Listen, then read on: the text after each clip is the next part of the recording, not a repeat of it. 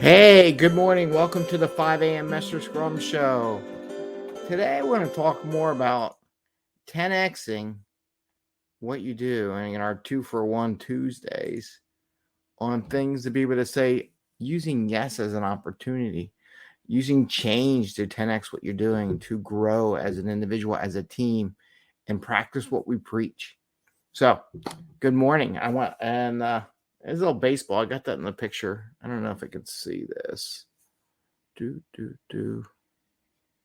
So this is the baseball Eddie got the other day at the Phillies game when we went there as a family. So I'll talk a little bit about this and the opportunities that came and being aware of the opportunities and situation to allow this Major League Baseball for him to get one. So it's 5 a.m. Mester Scrum Show. I am Greg Mester, Scrum Master and Agile Coach, and here we talk about Scrum and Agile in a very practical, tactical way so you can bring value to your customer without working crazy hours and have a little fun along the way. Yesterday was a little combination of fun. And like I said, today I want to talk about it's Tuesday. We do a 2-for-1. So how do you double your activities or your value based on doing one thing and 10xing that, right? We want to 10x that when we get the opportunity. So today I want to talk a little about that. And I'm going to also share my goal diary a little bit, what I write, what I do, how I do it, and how that affects me is to get to where I want to go. Because I really think it's important that if we're going to ask our team to establish goals for what they want to accomplish as a team, I think it's important that we as Scrum Masters and Agile Coach also set up our own goals and where we want to go and find a way of doing it so that when we're talking about goal setting, we experience and we're talking from experience, not from what we read in a book or in a Scrum guide, right? Because if you just recite the Scrum guide, what the hell do you need you? Anybody can read the Scrum guide, but citing experience and coming away with confidence in what you do is very important and being consistent. That'll be another show. Anyway, so yesterday, one of my goals, actually in my book, which I'm not going to go through each goal, but one of my goals is to play with the kids, right? And have fun with them and grow as a family. So those are one of my goals. So we had a rain out game during the summer. Okay. And we can complain, oh, we lost opportunity, but we still got a game. And we got a game against the Braves, which are a really good baseball team. So we had an opportunity. So we can cry about lost opportunity, but saying yes, I had to pull kids out of school one day. Big deal. They got a half day in. But the opportunity came up and Eddie got this baseball because it rained and there wasn't a lot of people in the stadium. And one of the things I try to teach my kids is to be observant what's going on. And one of the things I noticed, and this is the same thing with the team, you got to be observant what's going on and you got to see an opportunity. Then you got to say, yes, let's take the opportunity. We got there. They didn't do batting practice. We got there early, just before they opened, like as soon as they opened the gates, we're there. They weren't doing batting practice because of the rain, because it's raining all day. It's terrible here. What I noticed was some of the Phillies people, couple, like 4 of them, practicing, just chatting away in the back of the park. And I told my son, because they have a pitching area, and in the pitching area, and what I'm showing everybody is a baseball from yesterday that for the podcast people that my son was able to get. It was actually great. So we go over there, and if you know the Philly Stadium, there's some food vendors, a place called Chicky and Pete's where they got good crab fry. They got fries with Old Bay seasoning on it, basically. And it's a big bucket. It's really good. We don't get that very often, only when we go to a game. So maybe once a month, once a couple of months. And they were hungry because they didn't eat lunch or whatever, the snack, because we got there at lunchtime. And I'm like, look, there is nobody hanging out near the pitching area right now. I mean, absolutely nobody. And usually there's a bunch of kids there. And he's like arguing. I'm like, look, just take advantage of the opportunity. Be the only kid standing there. Well, when we got there, one of the pitching coaches that was there, or one of the people that helped with the Phillies, saw Eddie being the only kid there, right? And he didn't have his glove because I forgot to bring his glove. And the guy offered to throw this ball out to him because he said, yes, let's go do it. I said, yes, the opportunity to notice something. The guy tossed the ball. Eddie caught this baseball, this official Major League Baseball, with one hand and caught it. I'm like, dude, great catch. He was so worried about not being able to catch it, but he snagged that ball with one hand. I'm like, fist pump. And the guy gave him a thumbs up there from the pitching area. I said, dude, that's pretty good. You caught it barehanded, one-handed. He was not going to miss that ball. But it's about being able to say yes to the opportunity. Now, he could have got distracted. We could have got food, whatever. But I'm like, the opportunity was there. You're the only kid there. There is somebody going in there. They're going to see you, right? Because he's a little guy. They're going to see you. And because he said yes to the opportunity, he got this official Major League Baseball. And it's been used, right? It's got grass on it. I mean, it's a used baseball. It's not like one that just came out of the cellophane, which I can't stand those things. But this is an actually used baseball by Major League Baseball players, whether it be pitching practice or whatever. So it's got, gravitas because it's been used.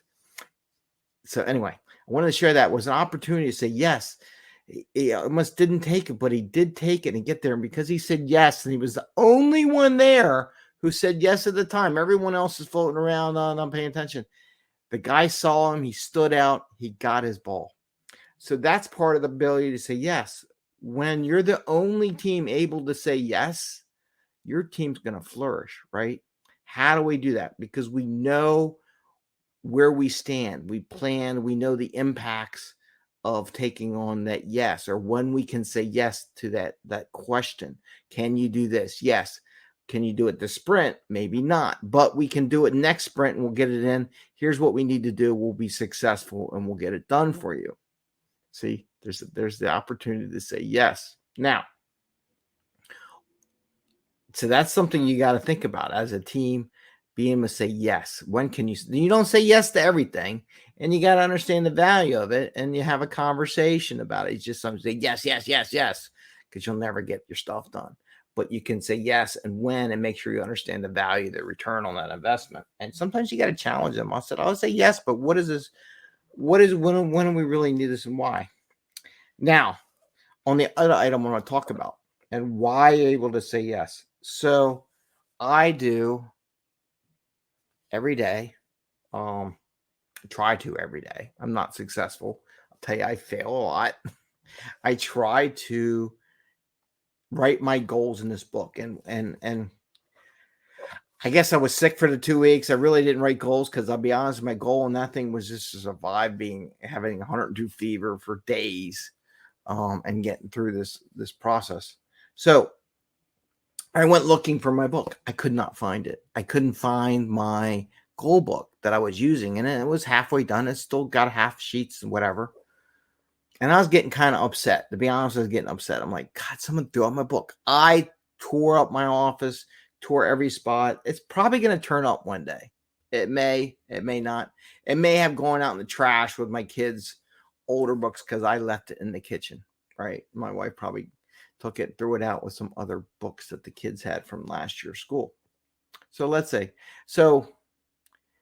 how do you turn that into an opportunity? This is what I was listening to some different podcasts and some videos, and I had some mentorship the other day.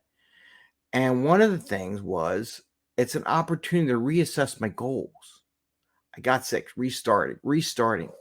And it's okay to restart. And one of the things I realized, I went and bought a new one. I went over to Staples and bought a new little book. It's got some dates and some lines, and I'll go through what's in here for people.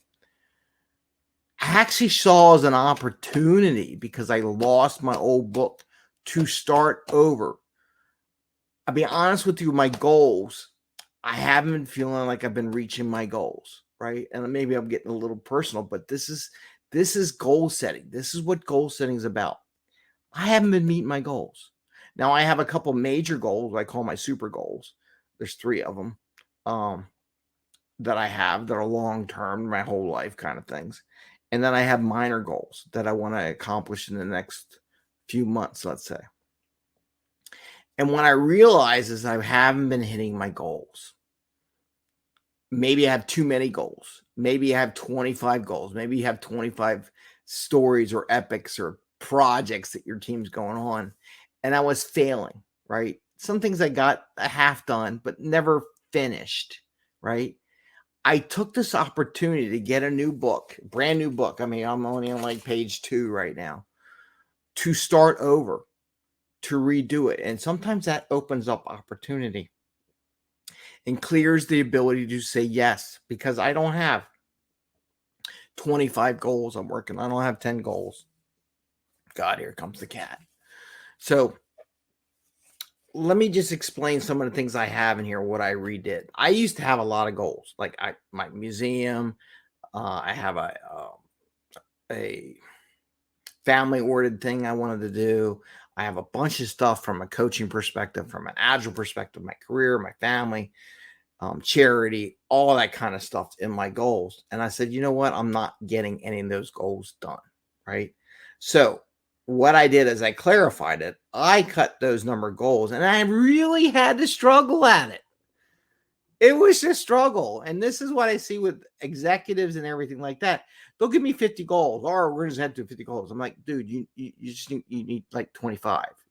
For a big organization, max 25 goals. And then each team, it's got to be just like 5. You got to break it down. They can't work on 25. It's not there. And what I had to struggle with is what I really want from a core right now. Because I heard this the other day.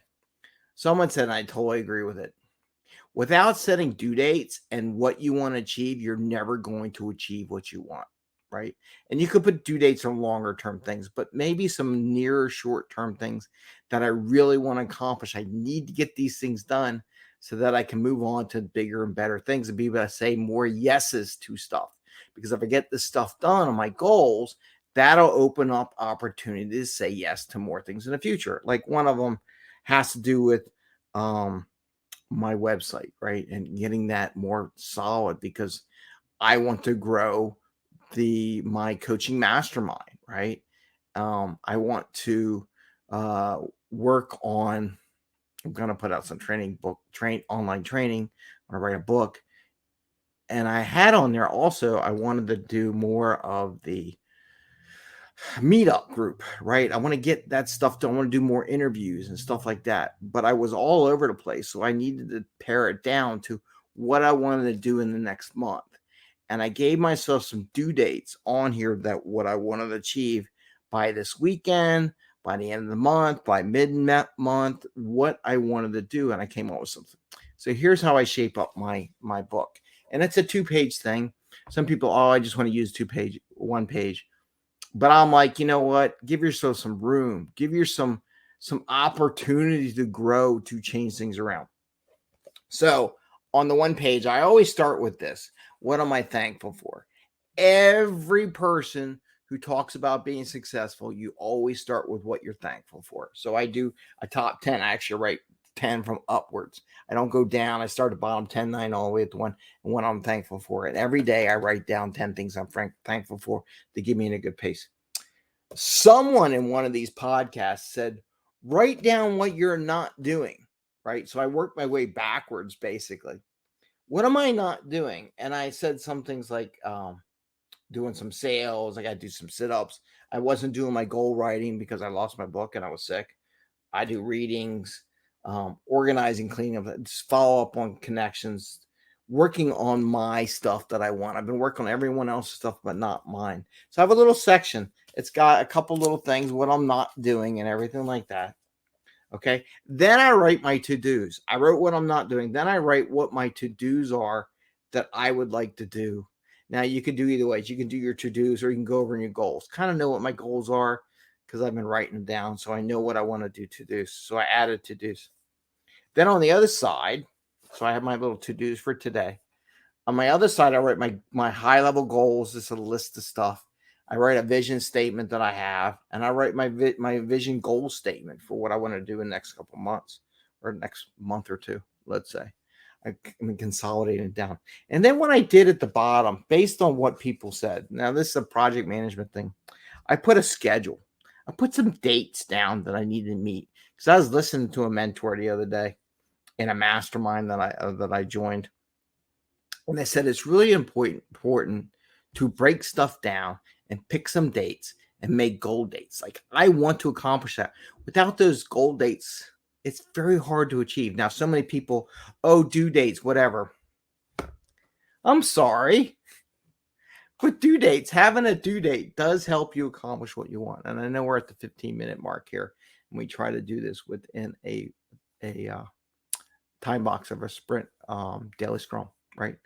So I'm going to end it here. But one of the things in the end, I do put due dates just for myself. I have to hold myself accountable. Without that, I'm not going to meet those dates. And that's also why we do the mastermind group.